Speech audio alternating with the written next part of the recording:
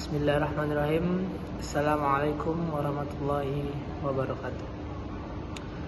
Alhamdulillah rabbil alamin wa bihi nasta'in ala umur dunya waddin. Asyhadu an la ilaha illa wahdahu la syarikalah wa asyhadu anna Muhammadan abduhu wa rasuluh. Allahumma shalli ala sayyidina Muhammad wa ala alihi wa ashabihi ajma'in. Segala puji hanya bagi Allah Subhanahu wa taala, Tuhan semesta alam. Dia yang menciptakan manusia berpasang-pasangan agar mereka hidup dalam kasih sayang dan ketentraman.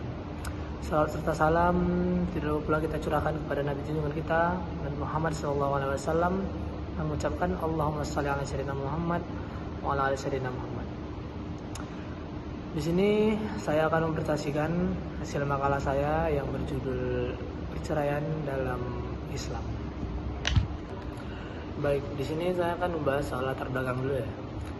Perceraian adalah akhir dari hubungan pernikahan antara suami dan istri.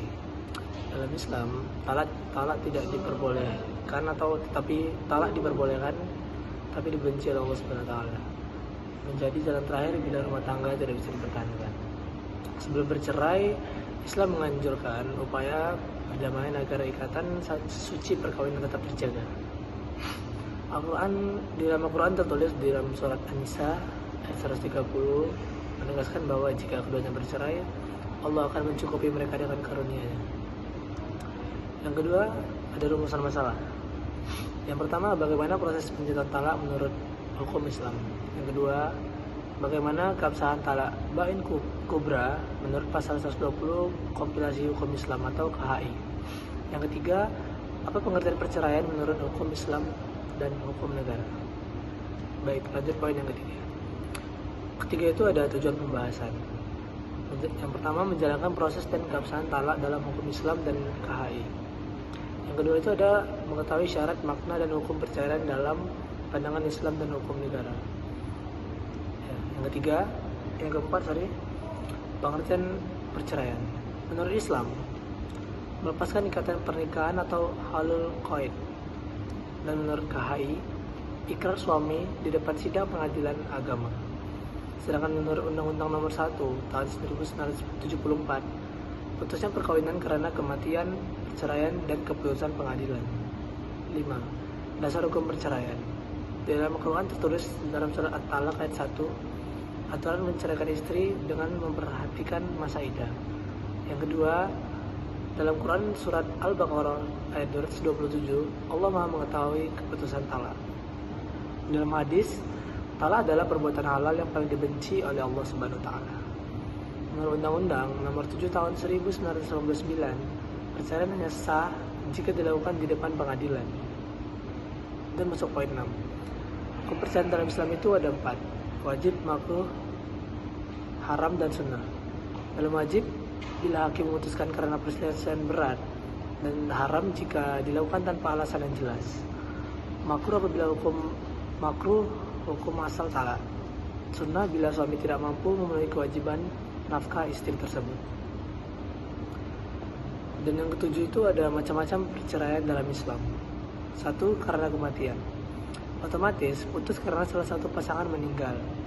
Dan yang kedua, karena talak. Ucapan atau pernyataan dari suami atau bisa tegas atau syarih atau sindiran atau kinayah. Yang ketiga, karena fasakh, yaitu keputusan hakim atas permintaan istri. Dan yang keempat itu karena lian. Itu adalah akibat sumpah suami menuduh istri berzina tanpa saksi. Dan poin ke-8 itu ada perspektif hukum negara. Berdasarkan Undang-Undang Nomor 1 Tahun 1974, pasal 38, perkawinan putus karena kematian, perceraian, atau keputusan pengadilan. Yang kedua itu ada perceraian di luar pengadilan tidak sah dan tidak memiliki kekuatan hukum tetap. Oke, lanjut ke yang poin ke-9, talak bain kubra atau talak 3. Talak 3 tidak dapat dirujuk kecuali istri menikah dengan orang lain dan bercerai lagi setelah masa iddah tersebut. KHI pasal 120 menegaskan hal ini. Perbedaan pendapat ulama mazhab Syafi'i, Maliki, Hanafi itu adalah jatuh 3 talak sekaligus, dan Ibnu Taimiyah dan sebagian ulama hanya jatuh 1 talak. Baik, di kesimpulan saya bisa menyimpulkan bahwa perceraian adalah solusi terakhir bila rumah tangga tersebut tidak bisa lagi dipertahankan, atau seperti ya sulit lah untuk mempertahankan hubungan ini, dan itu bisalah solusi terakhir itu adalah perceraian. Islam mengatur talak itu secara adil dengan mempertimbangkan kemaslahatan dan keadilan bagi kedua pihak. Negara mewajibkan perceraian dilakukan melalui pengadilan agar sah secara hukum. Dan sarannya pasangan suami istri itu harus berupaya menyelesaikan konflik dengan damai. Pentingnya pendidikan pranikah dan konseling untuk mencegah perceraian tersebut.